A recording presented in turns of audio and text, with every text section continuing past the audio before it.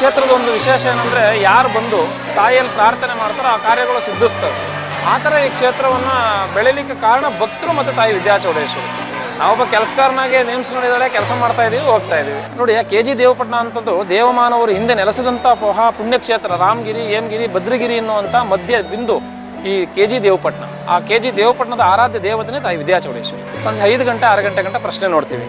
ಅವ್ರ ಮನಸ್ಸಲ್ಲಿ ಏನು ಕೇಳಿರ್ತಾರೋ ಅದನ್ನಿಬ್ಬರು ಬರೆದಾಗ ಕಳಶದಲ್ಲಿ ಬರೀತಾರಮ್ಮ. ಅದನ್ನು ನಾವು ಓದ್ತೀವಿ ಅಷ್ಟೇ. ಅದು ಭಕ್ತರ ಇಚ್ಛೆನೂ ಹಂಗಿರುತ್ತೆ, ಅವ್ರು ಬರೆದಿರೋದು ಹಂಗೆ ಇರುತ್ತೆ. ಆ ಅಮೃತ ಕಳಶದಿಂದನೇ ದೇವಿ ವಿದ್ಯಾಚೌಡೇಶ್ವರಿ ಬರವಣಿಗೆ ಮೂಲಕ ಎಲ್ಲರನ್ನ ಸಂತೈಸಿ ಈ ಕ್ಷೇತ್ರವನ್ನು ಬೆಳೆಸಿ ಮತ್ತು ಭಕ್ತರನ್ನು ಹರಸುವಂಥ ಒಂದು ಪುಣ್ಯಕ್ಷೇತ್ರ ಆಗಿದೆ. ಈ ಒಂದು ದೇವತಾ ಸಾನ್ನಿಧ್ಯದಲ್ಲಿ ದೇವರ ಎದೆ ಭಾಗದಿಂದ ಹಿಡಿದು ಪ್ರತಿಯೊಂದು ಕಡೆ ಪ್ರತಿಯೊಂದು ವಸ್ತುವಲ್ಲೂ ಗಂಡ ಬೈರುಂಡ ಚಿಹ್ನೆ ಇದೆ. ಹಂಸಕ್ಷೀರ ನ್ಯಾಯ ಮಾಡದಂಥ ಪಕ್ಷಿ. ಆ ಪಕ್ಷಿ ಯಾವ ಕ್ಷೇತ್ರದಲ್ಲಿ ಆತ್ಮಸಾಕ್ಷಿಯಾಗಿ ಒಲೆಯೋ ಕ್ಷೇತ್ರಕ್ಕೆ ಮಾತ್ರ ಒಲೆಯುತ್ತೆ. ಅದಕ್ಕೆ ಅವಿನಾಭಾವ ಸಂಬಂಧ ಇದ್ರೆ ಆ ಜಾಗದಲ್ಲಿ ಮಾತ್ರ ಅಭಿವೃದ್ಧಿಯನ್ನು ಕೊಡುತ್ತೆ.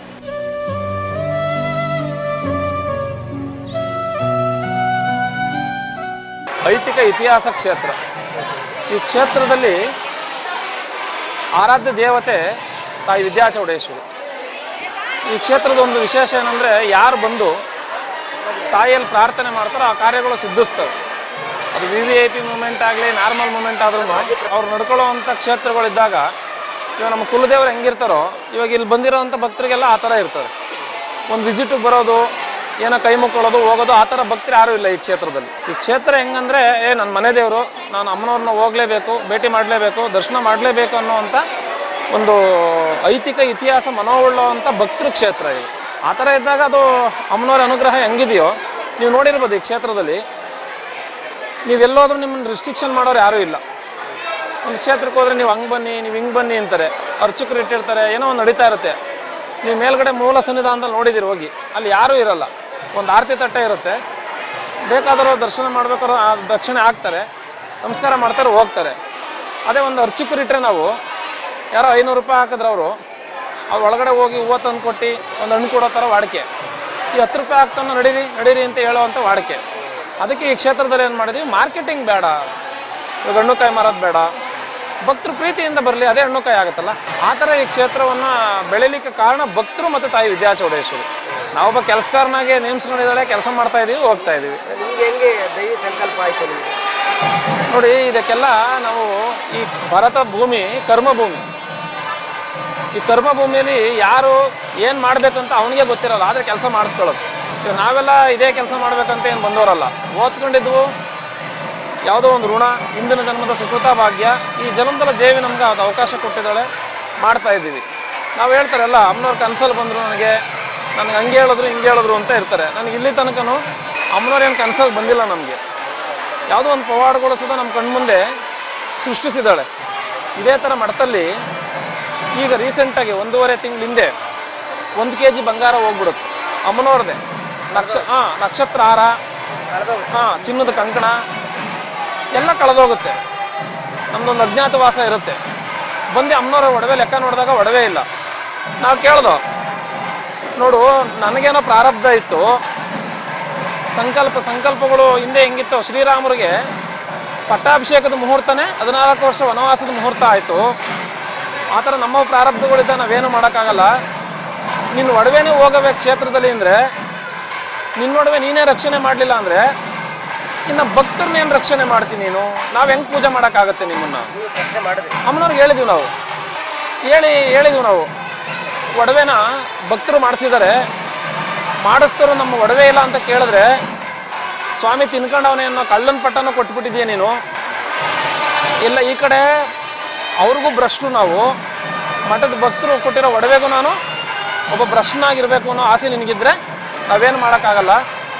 ನಾವು ಕೆಲವು ಅಮಾವಾಸ್ಯೆ ನೋಡ್ತೀವಿ, ಆಮೇಲೆ ಕ್ಷೇತ್ರನ ಬಿಟ್ಟು ಯಾರು ಮಾಡ್ಕೊಳ್ಳಿ ಹೋಗ್ತೀವಿ ಅಂತೇಳಿ ದೇವ್ರ ಮುಂದೆ ನಾವು ನ್ಯಾಯ ಹಾಕಿದ್ದೀವಿ. 5ನೇ ತಾರೀಕು ಅಮಾವಾಸ್ಯೆ ಆಯಿತು. 7ನೇ ತಾರೀಕು ಉಂಡಿ ಹೊಡೆದಾಗ ಎಲ್ಲ ಕರಿ ಕವರ್ ಕಟ್ಟಿ ಅಷ್ಟು ಒಡವೆನೂ ಉಂಡಿಲಿದ್ದು. ಆವಾಗ ನಾವು ದೇವರಲ್ಲಿ ಪ್ರಾರ್ಥನೆ ಮಾಡಿದಿಷ್ಟೇ, ಒಂದು ಕಳಂಕದಿಂದ ನಮ್ಮನ್ನು ಮುಕ್ತನಾಗಿ ಮಾಡಿದ್ವಿ. ಒಂದು ದೊಡ್ಡ ಕಳಂಕ ನಮ್ಮ ಮೇಲಿದೆ, ಅದನ್ನು ಸುಧಾ ಸತ್ಯ ಏನು ಅನ್ನೋದನ್ನ ತೋರಿಸ್ಕೊಟ್ಬಿಡು ಅಂತೇಳಿ ಪ್ರಾರ್ಥನೆ ಮಾಡಿದ್ವಿ. ಹಿಂಗೆ ದೇವರ ಪವಾಡ ನಮ್ಮ ಜೀವನದಲ್ಲೂ ನಡೀತವೆ. ಅದನ್ನೇ ನಾವು ಪವಾಡ ಅಂತ ತಿಳಿತೀವಿ. ಅಂಥವು ಲಕ್ಷಾಂತರ ಪವಾಡ ಎಲ್ಲರ ಜೀವನದಲ್ಲೂ ನಡೆದಿರ್ತವೆ. ಸಾಲಿಗ್ರಾಮ ಇದೆ ಈ ಕ್ಷೇತ್ರದಲ್ಲಿ, ಭಾಳ ವೈಶಿಷ್ಟ್ಯತೆಯಿಂದ ಕೂಡಿರೋ ಕ್ಷೇತ್ರ. ಒಂದು 24 ಸಾಲಿಗ್ರಾಮ ಇತ್ತು. ಒಂದು ಅಷ್ಟು ಸಾಲಿಗ್ರಾಮನ ರಾಜಗೋಪುರದ ಕಳಶ ಸ್ಥಾಪನೆಗೆ ಹಾಕಿದ್ದೀವಿ. ಅಮ್ಮನವರ ಕುಂಭಾಭಿಷೇಕದ ಒಂದು ಭೂಮಿ ಶಂಕುಸ್ಥಾಪನೆಗೂ ಹಾಕಿ ಇನ್ನು 108 ಸಾಲಿಗ್ರಾಮ ಇಟ್ಟಿದ್ದೀವಿ. ಅಂದರೆ 12 ಸಾಲಿಗ್ರಾಮಕ್ಕೂ ಒಂದು ಕ್ಷೇತ್ರ ಅಂತೆ, ಪವಿತ್ರವಾದ ಕ್ಷೇತ್ರ. ಇಲ್ಲಿ 128 ಸಾಲಿಗ್ರಾಮ ಅಂದರೆ ಎಷ್ಟು ಕ್ಷೇತ್ರ ಆಯಿತು? ಇವಾಗ ನೀವು ಒಳಗಡೆ ಬರ್ತಿದ್ದಂಗೆ ಆ ಒಂದು ಪಾಸಿಟಿವ್ ನಿಮ್ಗೆ ಎಲ್ಲರಿಗೂ ಗೊತ್ತಾಗುತ್ತೆ.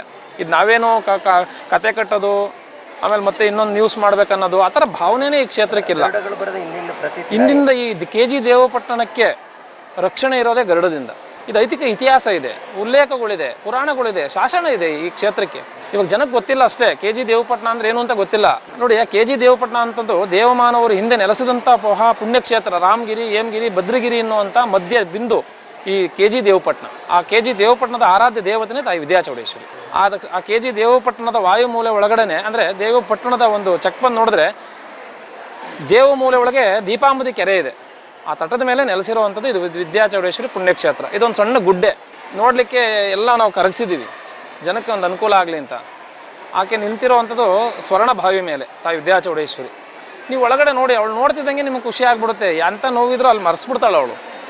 ಯಾಕೆಂದರೆ ಆ ಪವಿತ್ರವಾದ ಭವ್ಯ ಮೂರ್ತಿ, ಆ ಮಂಗಳ ಮೂರ್ತಿ ಇಲ್ಲಿ ಬಂದಿರೋರನ್ನ ಮಕ್ಕಳ ಥರನೇ ಕಾಪಾಡ್ತಾಳೆ. ಹೌದು, ಇಲ್ಲಿ ವಿಚಾರ ಏನಂದರೆ, ಸಾವಿರಾರು ಜನ ಬರ್ತಾರೆ, ಪ್ರತಿನಿತ್ಯ ಪ್ರಶ್ನೆಗಳು ನಡೀತದೆ ಇಲ್ಲಿ ಕ್ಷೇತ್ರದಲ್ಲಿ. ಬುಧವಾರ ಒಂದು ಬೆಂಗಳೂರು ಮಠದಲ್ಲಿ ಇರ್ತೀವಿ, ಅಮಾವಾಸ್ಯೆ ಪೌರ್ಣಮಿ ಇರಲ್ಲ. ಇನ್ನು ಮಿಕ್ಕಿದ ದಿನ ಎಲ್ಲ ಬೆಳಗ್ಗೆ ಒಂದು 10 ಗಂಟೆಗೆ ಸ್ಟಾರ್ಟ್ ಆಗ್ತದೆ, ಸಂಜೆ 5 ಗಂಟೆ 6 ಗಂಟೆ ಪ್ರಶ್ನೆ ನೋಡ್ತೀವಿ. ಅವ್ರ ಮನಸ್ಸಲ್ಲಿ ಏನು ಕೇಳಿರ್ತಾರೋ ಅದನ್ನ ಇಬ್ಬರು ಬರೆದಾಗ ಕಳಶದಲ್ಲಿ ಬರೀತಾರಮ್ಮ, ಅದನ್ನು ನಾವು ಓದ್ತೀವಿ ಅಷ್ಟೇ.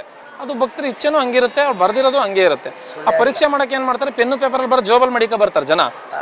ಅದೇ ಬರ್ದಿರ್ತಾರೆ. ಇಲ್ಲಿ ಕೇಳಿ, ನಿಮಗೆ ಸಾವಿರಾರು ಜನ ಇದ್ದಾರೆ, ಒಬ್ಬರು ಕರ್ಕೊಂಡ್ಬಂದಾಗ ನಾವು ನೋಡಿ ಇವ್ರ ಕೈಲಿ ಹೇಳಿಸ್ಬೋದು ನಿಮಗೆ, ಇಲ್ಲ ಇವ್ರು ನಮ್ಮವನ್ನ ಇರ್ತಾನೆ ಈತನ ಕೈಲಿ ನಾವು ಹೇಳಿಸ್ಬೋದು. ಆದರೆ ಇಲ್ಲಿರೋ ಸಾವಿರಾರು ಜನದ ಕೈಲಿ ನೀವು ಕೇಳಿದ್ರೆ ನಿಮ್ಗೆ ಉತ್ತರ ಸಿಗುತ್ತಲ್ಲ, ಆ ಉತ್ತರ ನಾವು ಕೊಡುವಂಥ ಒಂದು ನೆಸೆಸಿಟಿ ಇರಲ್ಲ. ಕ್ಷೇತ್ರದ ಮಹಿಮೆ ಇಷ್ಟೇ. ನಾನು ಹೇಳೋದು, ದೇವಪಟ್ಟಣ ದೇವತಾ ಸಾನ್ನಿಧ್ಯ ಇರೋ ಪವಿತ್ರವಾದ ರಾಷ್ಟ್ರ ಪ್ರೇಮ ಇರುವಂಥ ಒಂದು ಪುಣ್ಯ ಭೂಮಿ. ಹಂಗಾಗಿ ನೀವು ನೋಡಿರ್ಬೋದಲ್ಲಿ ಸ್ವಾಮಿ ವಿವೇಕಾನಂದರ ಫೋಟೋ ಮತ್ತು ಸುಭಾಷ್ ಚಂದ್ರ ಅವ್ರ ಫೋಟೋನ ಈ ಮಠದಲ್ಲಿ ಹಾಕಿದ್ದೀವಿ. ಯಾಕೆ ಹೇಳಿ, ಈ ಮಠ ದೇಶಭಕ್ತಿಗೋಸ್ಕರ ಇರುವಂಥ ಮಠ. ಇಂಥದ್ರಲ್ಲೆಲ್ಲ ಸಣ್ಣ ಪುಟ್ಟ ಬರ್ತದೆ. ನಾವು ನಡ್ಕೊಂಡು ಹೋಗ್ಬೇಕಾದ್ರೆ ಕಾಲು ಮುಳ್ಳೋಗ್ತಾಗ ಆ ಮುಳ್ಳನ್ನು ಕಾಲಲ್ಲಿ ಬಿಡಲ್ಲ, ನಾವು ತೆಗೆದುಬಿಟ್ಟು ಏನು ಮಾಡ್ತೀವಿ, ಹಾಕ್ಬಿಟ್ಟು ಹೋಗ್ತೀವಿ. ಮುಳ್ಳು ಶಾಶ್ವತ ಅಲ್ಲ, ಕಾಲು ಶಾಶ್ವತ. 2-3 ದಿನ ನೋವಾಗುತ್ತೆ, ಮತ್ತು ಸರಿ ಹೋಗುತ್ತೆ. ನೋಡಿ, ಹಿಂದಿಂದ ಏನು ನಡೆದಿರೋದಿಲ್ಲ. ನಾವು ಬಂದು ಕೆಲವು ವರ್ಷಗಳ ಹಿಂದೆ ಇದೆ. ಈ ಕೆಲವು ವರ್ಷಗಳಿಂದ ನಾವು ಈ ಕ್ಷೇತ್ರಕ್ಕೆ ಬಂದಾಗ ವಿದ್ಯಾಚೌಡೇಶ್ವರಿಯಲ್ಲಿ ಭಕ್ತರಿಗೆ ನೀನು ಯಾವ ರೀತಿ ಇಲ್ಲಿ ಅನುಗ್ರಹ ಮಾಡ್ತೀನಿ ಅಂತ ಪ್ರಶ್ನೆ ಆಗ್ತಾಗ, ಒಂದು ಪ್ರಭಾವಳಿ ಮಾಡಿಸಿ ಅದರ ಅಮೃತ ಕಳಶ ಇಟ್ಟು ನೀವು ಒಂದು ತತ್ವನ್ಯಾಸ ಜೀವನ್ಯಾಸ ಮಾಡಿ ಒಂದು ಜೀವಗಳನ್ನು ಕೊಟ್ಟು ಕ್ಷೇತ್ರದಲ್ಲಿ ನನ್ನನ್ನು ಪ್ರತಿಷ್ಠಾಪಿಸಿ ಅಂತ ಅಮ್ಮನವರ ಆಜ್ಞೆ ಆದಾಗ, ಅದು ಆ ರೀತಿ ಮಾಡಿದಾಗ ಆ ಅಮೃತ ಕಳಶದಿಂದನೇ ದೇವಿ ವಿದ್ಯಾಚೌಡೇಶ್ವರಿ ಬರವಣಿಗೆ ಮೂಲಕ ಎಲ್ಲರನ್ನ ಸಂತೈಸಿ ಈ ಕ್ಷೇತ್ರವನ್ನು ಬೆಳೆಸಿ ಮತ್ತು ಭಕ್ತರನ್ನು ಹರಸುವಂಥ ಒಂದು ಪುಣ್ಯಕ್ಷೇತ್ರ ಆಗಿದೆ. ಹೌದು, ಬಂದಿದ್ದಾರೆ. ಅವ್ರನ್ನ ನೀವು ಒಂದ್ಸಲಿ ಹೋಗ್ಬಿಟ್ಟು ನೀವು ಒಂದು ಪರಿಚಯ ಮಾಡ್ಕೋಬೇಕು. ನೋಡಿ, ವಿದ್ಯಾಚೌಡೇಶ್ವರಿ ಕ್ಷೇತ್ರಕ್ಕೆ ಹೋಗಿದ್ರಲ್ಲ, ಅಲ್ಲಿ ವಿಚಾರ ಏನು ಅಂತ ಹೇಳಿದ್ರೆ, ಇವತ್ತು ಈ ರಾಷ್ಟ್ರ ಮಟ್ಟದಲ್ಲಿ ಅವ್ರ ಹೆಸರಿದೆ. ಏನಿದೆ ಅದು ನೇರವಾಗಿ ಹೇಳ್ತಾರೆ. ಅವ್ರು ಹೇಳಿದ್ರು ಬಂದು ಕ್ಷೇತ್ರದಲ್ಲಿ, ಈ ಕ್ಷೇತ್ರ ಕಾರಣದಿಂದ ಇರೋದಲ್ಲ, ಕಾರಣಕ್ಕೋಸ್ಕರ ಇರೋವಂಥ ಕ್ಷೇತ್ರ. ಈ ಕ್ಷೇತ್ರಕ್ಕೆ ಬಂದಿದ್ದರೆ ಸಾಕು. ನಾನು ಅಷ್ಟೇ ನೋಡಿ ಬಂದಿದ್ದೀನಿ. ವಿಜಯಲಕ್ಷ್ಮಿ ಬೇರೆ ಅಲ್ಲ, ಅವ್ರು ಆರಾಧನೆ ಮಾಡೋದು ವಿಜಯಲಕ್ಷ್ಮಿ. ಅವ್ರು 2 ಮಾತು ಹೇಳಿದ್ರು, ವಿಜಯಲಕ್ಷ್ಮಿ ಬೇರೆ ಅಲ್ಲ, ವಿದ್ಯಾಚೌಡೇಶ್ವರಿ ಬೇರೆ ಅಲ್ಲ. ಆ ಭಾವನೆ ನೋಡಿ, ಅವ್ರು ಆರಾಧನೆ ಮಾಡುವಂಥ ದೇವಿ ಬೇರೆ ಅಲ್ಲ, ಈ ವಿದ್ಯಾಚೌಡೇಶ್ವರಿ ಬೇರೆ ಅಲ್ಲ. ಅದು ವಿಜಯಲಕ್ಷ್ಮಿ, ಇದು ವಿದ್ಯಾಚೌಡೇಶ್ವರಿ. ಅಂದರೆ ಅವರು ನೋಡಿ ಯಾಕೆ ಬಂದಿದ್ರು ಅಂದರೆ, ಈ ಕ್ಷೇತ್ರದ ಬಗ್ಗೆ ಅವರಿಗೆ ಬಹಳ ಅವಿನಾಭಾವ ಸಂಬಂಧ ಈ ಕ್ಷೇತ್ರಕ್ಕಿದೆ. ಹಿಂದೆ ಮೈಸೂರು ಮತ್ತು ಕೆಳದಿ ಮಹಾರಾಜರ ಕಾಲಕ್ಕೂ ಸುಧಾ, ಅಂದರೆ ಮಹಾರಾಜರಿಗೂ ಸುಧಾ ಅವಿನಾಭಾವ ಸಂಬಂಧ ಇರುವಂಥ KG ದೇವಪಟ್ಟಣ. ಈ ಒಂದು ದೇವತಾ ಸಾನ್ನಿಧ್ಯದಲ್ಲಿ ದೇವರ ಎದೆ ಭಾಗದಿಂದ ಹಿಡಿದು ಪ್ರತಿಯೊಂದು ಕಡೆ ಪ್ರತಿಯೊಂದು ವಸ್ತುವಲ್ಲೂ ಗಂಡ ಬೈರುಂಡ ಚಿಹ್ನೆ ಇದೆ. ಯಾಕೆ ಅಂದರೆ ಪಟ್ಟದ ಕತ್ತಿಯಲ್ಲೂ ಗಂಡ ಬೈರುಂಡ ಇದೆ. ಇಲ್ಲಿ ವಿಶೇಷ ಇಷ್ಟೇ, ಇದು ಹಂಸಕ್ಷೀರ ನ್ಯಾಯ ಮಾಡಿದಂಥ ಪಕ್ಷಿ. ಆ ಪಕ್ಷಿ ಯಾವ ಕ್ಷೇತ್ರದಲ್ಲಿ ಆತ್ಮಸಾಕ್ಷಿಯಾಗಿ ಒಲೆಯೋ ಕ್ಷೇತ್ರಕ್ಕೆ ಮಾತ್ರ ಒಲಿಯುತ್ತೆ. ಇತ್ತೀಚಿನ ನೀವು ನೋಡಿದ್ದೀರಿ, ಎಲ್ಲ ಮಾಡಿ ಸಾಕ್ತಾ ಇರ್ತಾರೆ. ಆದರೆ ಅದು ಒಲಿದಲೇ ಇರೋ ಕ್ಷೇತ್ರಕ್ಕೆ ಒಲಿಯಲ್ಲ. ಆ ಗಂಡ ಬೈರುಂಡ ಪಕ್ಷಿ ಅದಕ್ಕೆ ಸಾನ್ನಿಧ್ಯ ಇದ್ದು ಅದಕ್ಕೆ ಅವಿನಾಭಾವ ಸಂಬಂಧ ಇದ್ದರೆ ಆ ಜಾಗದಲ್ಲಿ ಮಾತ್ರ ಅಭಿವೃದ್ಧಿಯನ್ನು ಕೊಡುತ್ತೆ. ಅದಕ್ಕೋಸ್ಕರ ಈ ಕ್ಷೇತ್ರದಲ್ಲಿ ಅಮ್ಮನವ್ರಿಗೂ ಸುಧಾ ಸುಮಾರು ವಜ್ರಖಚಿತವಾದ ಗಂಡು ಬೈರುಂಡ ಇದೆ. ಕೋಟ್ಯಾಂತರ ರೂಪಾಯಿ ಬೆಲೆ ಬಾಳುವಂಥ ಒಂದು ಪದಕ ಇದೆ, ಅದನ್ನು ಭಕ್ತರು ಕೊಟ್ಟಿದ್ದಾರೆ. ಈ ಮಠದಲ್ಲೆಲ್ಲ ಬಡವರೇ, ನಮಗೆ ನಮ್ಮ ಕಂಡಂಗೆ ಅಮ್ಮನವ್ರಿಗೆಲ್ಲ ಬಡವರೇ. ಅವ್ರು ಎಷ್ಟೇ ಕೋಟ್ಯಾಧಿಪತಿಗಳಾದ್ರೂ ನೋಡಿ, ಇವಾಗ ನಾವು ಒಂದು ಕಡೆ ಮಾರ್ಕೆಟ್ಗೆ ಹೋಗ್ತೀವಿ, ಕಡಲೆ ಬೆಳೆಗಿರೋ ರೇಟು ಕಡಲೆ ಬೆಳೆಗಿರುತ್ತೆ, ಹುರುಳಿ ಕಾಳಿಗಿರೋ ರೇಟು ಹುರುಳಿ ಕಾಳಿಗಿರುತ್ತೆ, ಆ ದ್ರಾಕ್ಷಿ ಗೋಡಂಬಿಗಿರೋ ರೇಟು ದ್ರಾಕ್ಷಿ ಗೋಡಂಬಿಗಿರುತ್ತೆ, ಗೋಡಂಬಿ ಕೊಡಪ್ಪ ರಾಗಿ ರೇಟ್ಗೆ ಅಂದರೆ ಕೊಡ್ತಾರಾ? ಹಂಗೆ ಅವ್ರ ಇಚ್ಛೆ ಫಲಿಸ್ತದೆ. ನೆನ್ನೆನೂ ಸುಧಾ ಒಬ್ಬ ಭಕ್ತರು ಅವ್ರು ಹೇಳ್ಕೊಳ್ಳಿಲ್ಲ, 250 ರೂಪಾಯಿ 250 ಗ್ರಾಮ್ ಬಂಗಾರ ಕೊಟ್ಟರು. ಯಾಕೆ ಅಂದೆ, ಗುರುಗಳ ನಾವು ಹೇಳಲಿಕ್ಕೆ ಇಷ್ಟ ಇಲ್ಲ, ಇದು ಅಮ್ಮನವ್ರು ಸಮರ್ಪಣೆ ಮಾಡಿ ಅಂತ. GST ಬಿಲ್ ಕೊಡಬೇಕು ಅಂದ್ರೆ ಇಲ್ಲ ಹಾಕ್ಸಿದ್ದೀವಿ, 19 ಲಕ್ಷ ಚಿಲ್ಲರೆ ಆಗಿದೆ ಸ್ವಾಮಿ ಅಂತ. ಅದನ್ನು ನಾವು ಇಟ್ಟು ಉಳಿಸಿ ಹೋಗೋದು ನಮ್ಮ ಕರ್ತವ್ಯ ಅಷ್ಟೇ.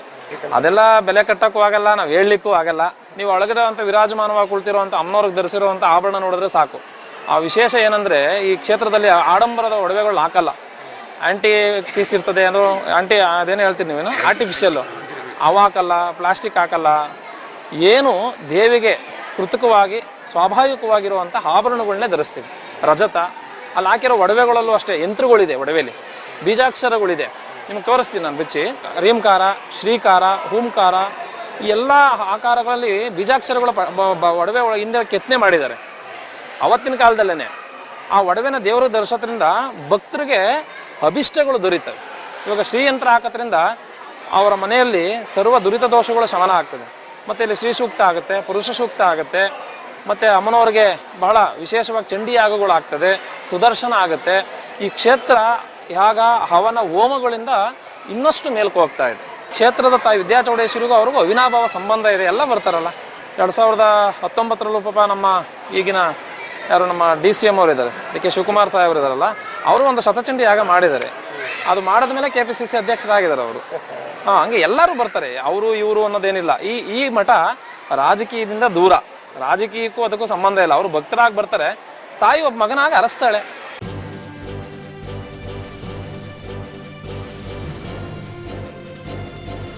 ಇದು ಮಾನವೀಯ ಸಂದೇಶದ ಜನವಾಹಿನಿ.